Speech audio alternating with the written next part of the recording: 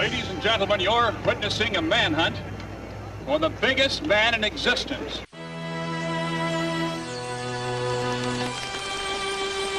Welcome back to my dark corner of this sick world. War of the Colossal Beast is the sequel to the Amazing Colossal Man, Sure, Colonel Glenn Manning, the Colossal Man. which we've already reviewed. Well, didn't he get shot and fall off a Boulder Dam and get killed? You might think that, but who's to say he didn't survive? That is a good question, senor. His sister thinks so. Wouldn't that account for the disappearance of your truck? A missing truck? Well, that's all the proof I need. It seems like pretty meager evidence to conclude because a truck disappeared that the Colossal Man's still alive. You think? But there is more. The foot that made that print is about 10 times the size of a normal man. That would make him about 60 feet tall. Glenn was 60 feet tall.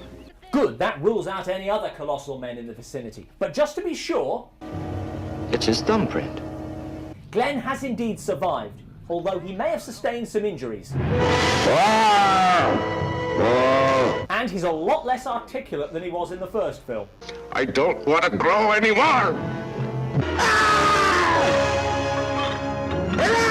Like the Amazing Colossal Man, War of the Colossal Beast has much to recommend it. He's tremendous! The effects are better, there's a startling use of colour, and the story is actually quite moving. Joyce! In places.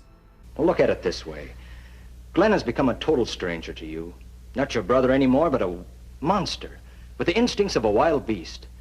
And there's nothing you and I or anyone else can do that will ever change him back to what he once was. There, that make you feel better? He'll be a psychopathic case and a menace until he dies. But, like the Amazing Colossal Man, it also has some colossal problems. I suppose you're right. Not least of which is the fact that in the first film there was a cure for Glenn. Well, they found it stopped his growth, but I'm afraid it won't reverse it. You seem to be forgetting. Hard to believe, but it worked. That looks like pretty convincing growth reversal to me. No wonder he's always complaining about those sharp pains in his chest. Also forgotten is Glenn's fiancée and the heart condition that was about to kill him in a matter of days. Well, those are the facts.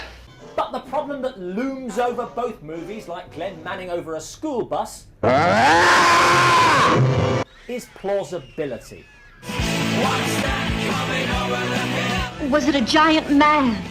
Of course it was a giant man. Surely you couldn't possibly miss it. The Colossal Man is loose in Los Angeles. But Glenn was killed in Las Vegas. By the second movie, he's in Mexico, and nobody noticed him making the journey. He hasn't been seen.